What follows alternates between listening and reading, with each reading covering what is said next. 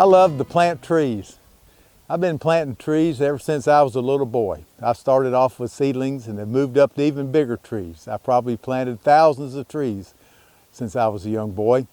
There's lots of reasons we do that. You can plant trees to screen off neighbors. You can plant trees for windbreaks. You may even want to plant trees to reclaim the land that was once farmed. And so it's not hard.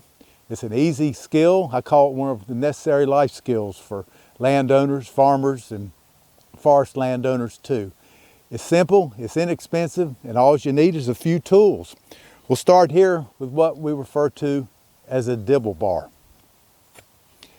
You can also use what is called a sharpshooter. You can buy one of these at any one of your big box stores or hardware stores.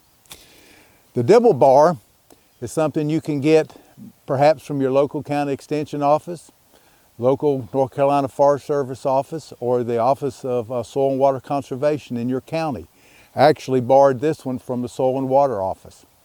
We use this to open the hole to plant the seedling. So I'm going to demonstrate how easy it is to get started to plant a young tree seedling. So how do we plant a young tree seedling? We take this tool and down into the ground. You can use your foot to push it to this level here. You don't need to go any deeper than this right here. I'm opening up the hole for the tree seedling.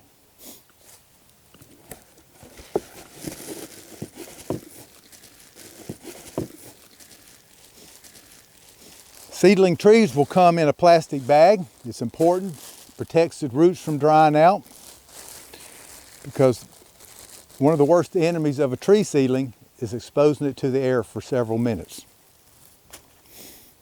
The roots are like this. They're very stringy. This is the root ball, and this, of course, is the limbs or little branches of the seedling.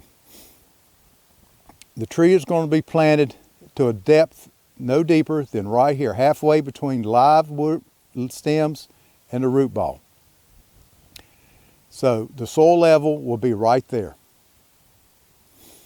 We don't want the dirt up here, and we don't want any of the roots sticking above ground, which causes it to dry out much quicker. I go all the way down to the bottom of the hole and pull the tree up to where I want to plant it. The reason we do that is so we don't have what is referred to as a J root. A J root is if you plant it too deep, the roots pull up like the letter J. That tree will fall over like that.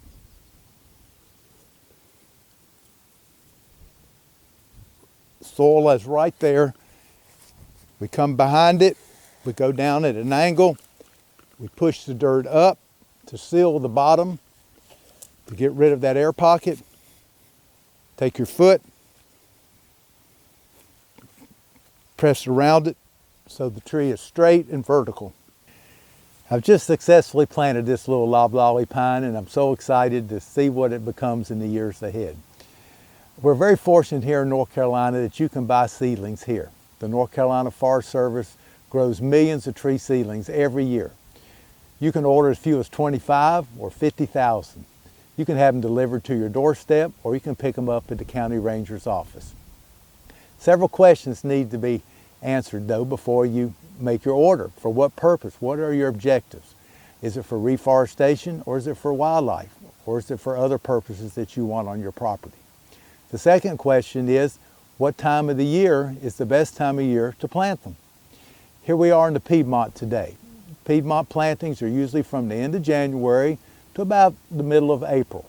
If you live at the coastal plain, then you can plant a little earlier. If you live in the mountains, you plant a little later. So with those questions answered, you can order your trees, find out how far apart to plant them based on your objective, and then take this skill that I've taught you today and go plant trees. It's a wonderful skill to have for you, your children, and for generations to come. I'm Rhett Davis with the North Carolina Tree Farm Program.